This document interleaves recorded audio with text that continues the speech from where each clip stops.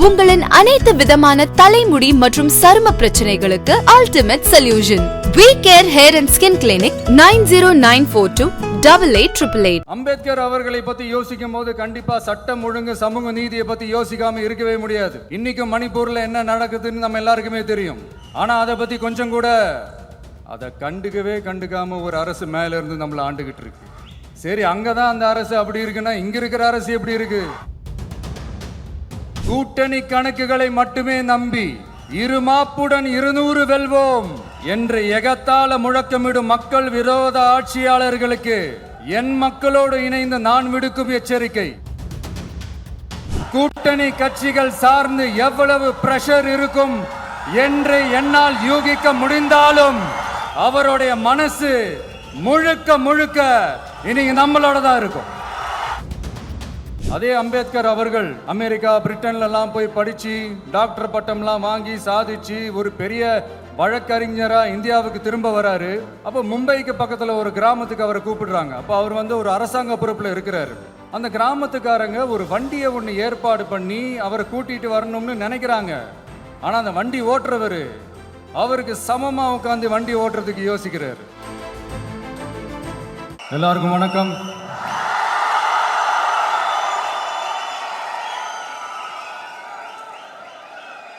அண்ணல் அம்பேத்கர் அவர்களுடைய இந்த நூல் வெளியீட்டு விழாவில் கலந்துக்கிறது, அதுவும் இந்த முக்கியமான நாளில் கலந்துக்கிறது எனக்கு கிடைச்ச மிகப்பெரிய ஒரு வரமாக நான் நினைக்கிறேன்.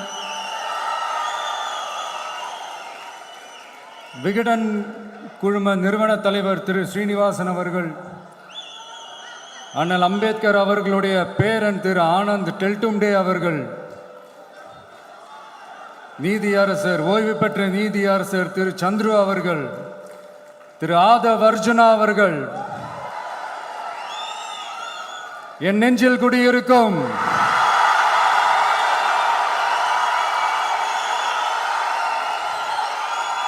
என்னுடைய நண்பா நண்பிகள், தோழா தோழிகள்,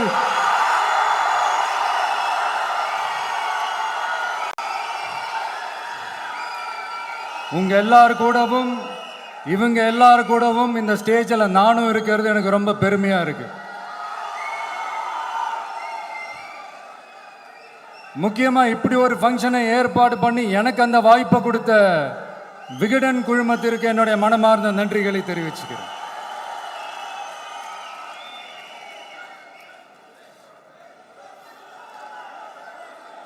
இன்னைக்கும் நிறைய பேர்கிட்ட உங்கள் ஃபேவரட்டான ஹாலிடே டெஸ்டினேஷன் எதுன்னு கேட்டிங்கன்னா நியூயார்க் சிட்டின்னு சொல்லுவாங்க. ஏன்னா அங்கே போய் ஒரு 2-3 நாள் தங்கிட்டு வர்றதே அது ஒரு பெரிய ஸ்டேட்டஸாகவும் ஒரு பெரிய அச்சீவ்மெண்ட்டாகவும் நினைப்பாங்க. ஆனால் 100 வருஷத்துக்கு முன்னாடியே நியூயார்க்லாம் போய் அங்கே உலக புகழ்பெற்ற கொலம்பியா யூனிவர்சிட்டியிலலாம் போய் படித்து டாக்டர் பட்டம் வாங்கி சாதித்த ஒரு அசாத்திய மாணவர் ஒருத்தர் இருந்தார். அது கூட பெருசு இல்லை, அவர் எந்த சூழ்நிலையில் அங்கே போய் படித்து சாதிச்சாருன்றதான் மிகப்பெரிய விஷயம். அன்னைக்கு அந்த மாணவரை, நீ இந்த சாதியில் பிறந்திருக்கிற, உனக்கெல்லாம் படிக்கிறதுக்கெல்லாம் தகுதி இல்லை, நீ எல்லாம் எதுக்கு ஸ்கூலுக்கு வர, அப்படி இப்படின்ட்டு அவர் வாழ்கிற சமூகமே அவரை தடுத்துச்சு. அதையும் மீறி அந்த மாணவர் பள்ளிக்கூடம் போனால் சக மாணவர்களுடன் சரிசமாக உட்கார்ந்து படிக்க அவருக்கு அனுமதி இல்லை. தாக எடுத்தா தண்ணி கூட குடிக்க முடியல. அப்படி அத்தனை சக்திகளும் அவருக்கு எதிராக இருந்தது. ஆனால் ஒரே ஒரு சக்தி மட்டும்தான், நீ படி, எத்தனை தடைகள் வந்தாலும் படி, தொடர்ந்து படி அப்படின்னு சொல்லிக்கிட்டே இருந்தது. அதுதான் அந்த மாணவருக்குள்ள இருந்த அந்த வைராக்கியம். அந்த சின்ன வயசுல அந்த மாணவருக்குள்ள எப்படி அப்படி ஒரு வைராக்கியம் வந்துச்சுன்னு நினைச்சு பார்க்கும்போது உண்மையிலே பிரமிப்பாக தான் இருந்துச்சு. அந்த வைராக்கியம் தான் அந்த மாணவரை பிற்காலத்தில் இந்த நாட்டோட ஒரு தலை சிறந்த இன்டெலெக்சுவலாக டிரான்ஸ்ஃபார்ம் ஆகிறதுக்கும் காரணமாக இருந்துச்சு. எனக்கு தெரிஞ்ச உலக வரலாற்றிலே இப்படி ஒரு டிரான்ஸ்ஃபர்மேஷனை யாரும் பார்த்துருக்க மாட்டாங்க. அந்த மாணவர் வேற யாரும் இல்லை, நம்மளுடைய அண்ணல் அம்பேத்கர் அவர்கள் தான்.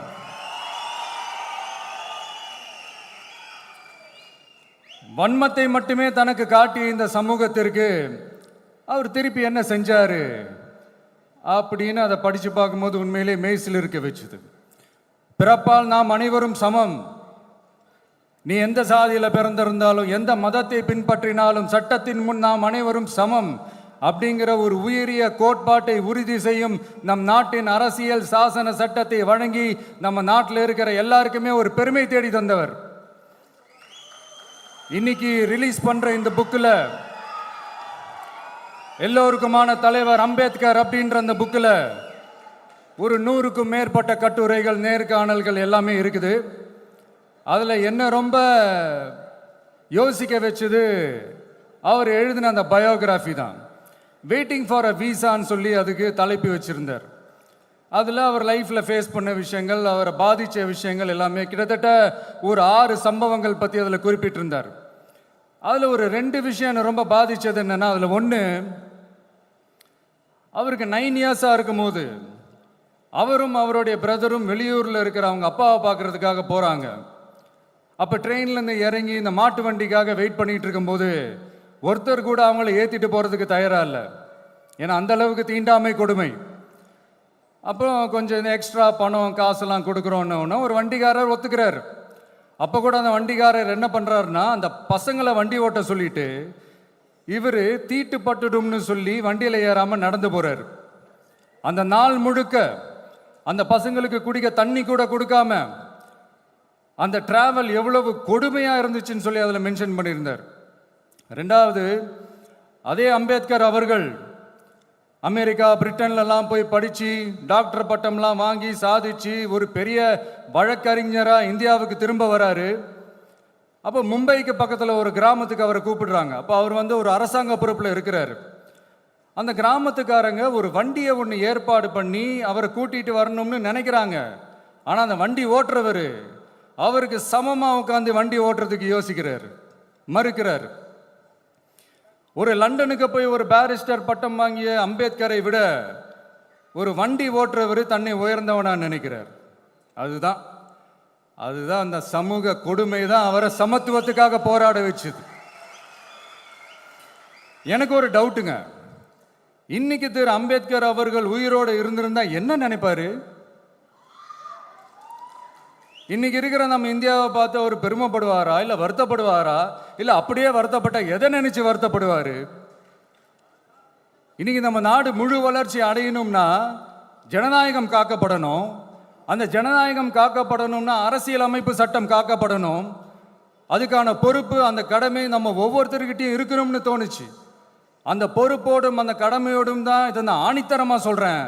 ஜனநாயகத்தை நாணிவேர் ஃப்ரீ அண்ட் ஃபேர் எலெக்ஷன்ஸ், சுதந்திரமான மற்றும் நியாயமான தேர்தல். நியாயமாக நடக்கலைன்னு நான் சொல்ல வரல, பட் சுதந்திரமாகவும் நியாயமாகவும் தான் தேர்தல் நடக்குது அப்படிங்கிற அந்த அசைக்க முடியாத நம்பிக்கை நம்ம ஒவ்வொரு இந்தியனுக்கும் இருக்கணும்னு தோணுச்சு. அது அமையணும்னா தேர்தல் ஆணையர்கள் கான்சென்சஸ், அதாவது ஒருமித்த கருத்து அடிப்படையில் மட்டும்தான் நியமிக்கப்பட வேண்டும் அப்படின்றதான் என்னுடைய ஒரு வலிமையான ஒரு கோரிக்கை. 2வது, ஏப்ரல் 14 அண்ணல் அம்பேத்கர் அவர்களுடைய பிறந்த நாள். அன்னைக்கு தான் நம்ம ஒட்டுமொத்த இந்தியர்களுக்குமான ஜனநாயக உரிமைகள் பிறந்த தினம். அதனால் அந்த டேட்டை இந்தியாவோட ஜனநாயக உரிமைகள் தினமா அறிவிக்கணும்.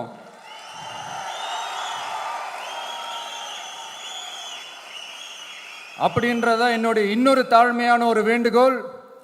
அது இந்திய ஒன்றிய அரசிடம் நான் முன்வைக்கிறேன்.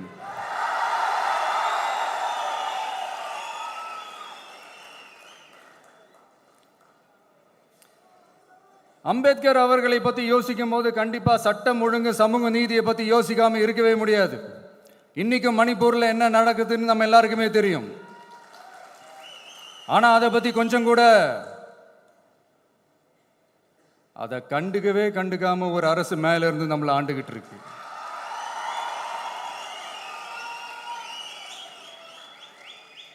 சரி, அங்கதான் அந்த அரசு அப்படி இருக்குன்னா இங்க இருக்கிற அரசு எப்படி இருக்கு?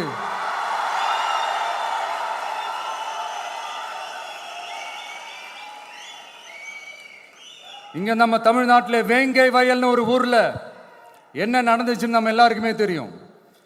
சமூக நீதி பேசுற இங்க இருக்கிற அரசு அதுக்கு எந்த விதமான ஒரு நடவடிக்கை எடுத்த மாதிரியே எனக்கு தெரியலையே. இவ்வளோ காலங்கள் தாண்டி, இத்தனை வருஷங்கள் தாண்டி ஒரு துரும்ப கூட கிள்ளி போடலையே. அதுதான் இதெல்லாம் இன்னைக்கு அம்பேத்கர் அவர்கள் இன்னைக்கு பார்த்தாருன்னா வெக்கப்பட்டு தலை குனிஞ்சு போவார்ல. கரெக்டு, நம்ம நடக்கிற பிரச்சனைகள், நடக்கிற கொடுமைகளுக்கெல்லாம் நம்ம குரல் கொடுக்கணும். ஆனால் நடக்கிற பிரச்சனைகள் ஒன்னா ரெண்டா, பெண் குழந்தைகளுக்கு எதிரா, பெண்களுக்கு எதிரா, ஏன் மனித உயிர்களுக்கு எதிரா, இதெல்லாம் நம்ம பார்க்குறோம், படிக்கிறோம், மற்றவங்க கிட்ட இருந்து கேட்டு தெரிஞ்சுக்கிறோம். இதுக்கெல்லாம் ஒரு நிரந்தரமான ஒரு தீர்வு என்ன தெரியுமா? ரொம்ப சிம்பிள் தான். நம்ம தமிழ்நாட்டு மக்களுக்கு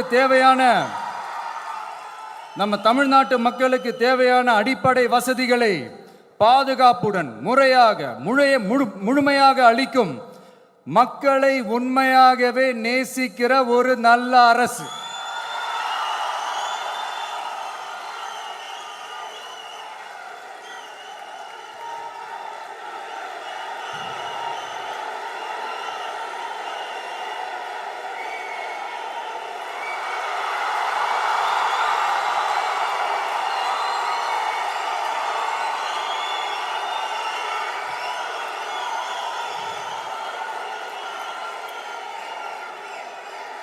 அதான் சொன்னேன், இது அமைஞ்சிட்டாலே போதும். அதான் ரொம்ப சிம்பிள்னு சொன்னேன். அதனால இங்க டெய்லி நடக்கிற பிரச்சனைகளுக்கு சம்பிரதாயத்துக்காக ட்வீட் போடுறதும், சம்பிரதாயத்துக்காக அறிக்கை விடுறதும், சம்பிரதாயத்துக்காக நானும் மக்களா இருக்கிறேன்னு காட்டிக்கிறதும், சம்பிரதாயத்துக்காக மழை தண்ணியில நின்று போட்டோ எடுக்கிறதும்,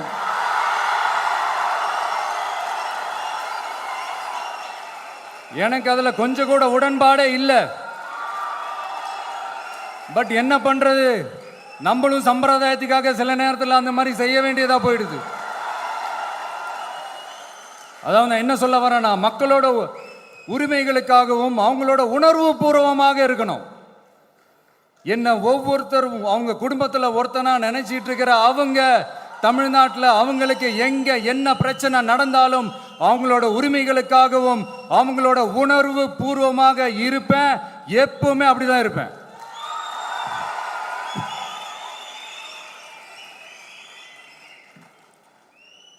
மக்கள் உணர்வுகளை மதிக்க தெரியாத, மக்களுக்கு அடிப்படை சமூக நீதியான பாதுகாப்பை கூட உறுதி செய்ய இயலாத, கூட்டணி கணக்குகளை மட்டுமே நம்பி இருமாப்புடன் 200 வெல்வோம்,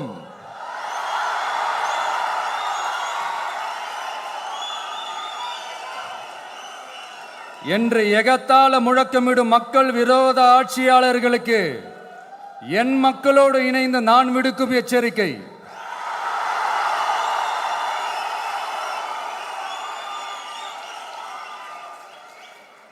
நீங்க உங்களோட சுயநலனுக்காக பல வழிகளில் பாதுகாத்து வரும் உங்கள் கூட்டணி கணக்குகள் அனைத்தும்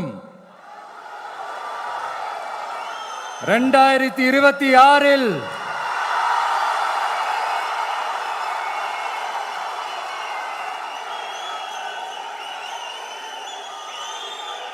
மக்களே மைனஸ் ஆக்கி விடுவார்கள். மக்களே மைனஸ் ஆக்கி விடுவார்கள். மக்களே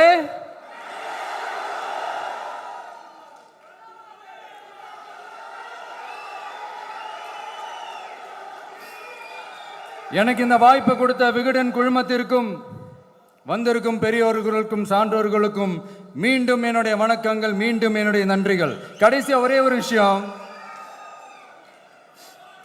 விடுதலை சிறுத்தைகள் தலைவர் திரு தோல் திருமாவளவன் அவர்கள்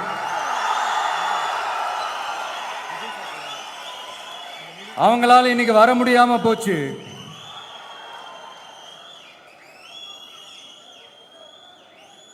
அம்பேத்கர் அவர்களுடைய புத்தக வெளியீட்டு விழாவிற்கு கூட அவரால் கலந்துக்க முடியாத அளவிற்கு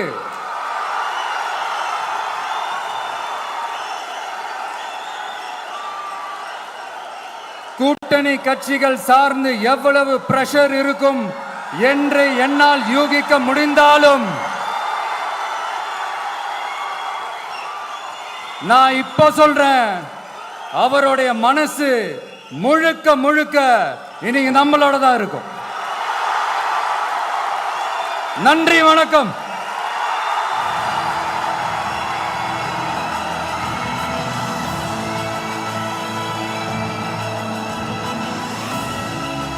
அனல் பறக்கும்.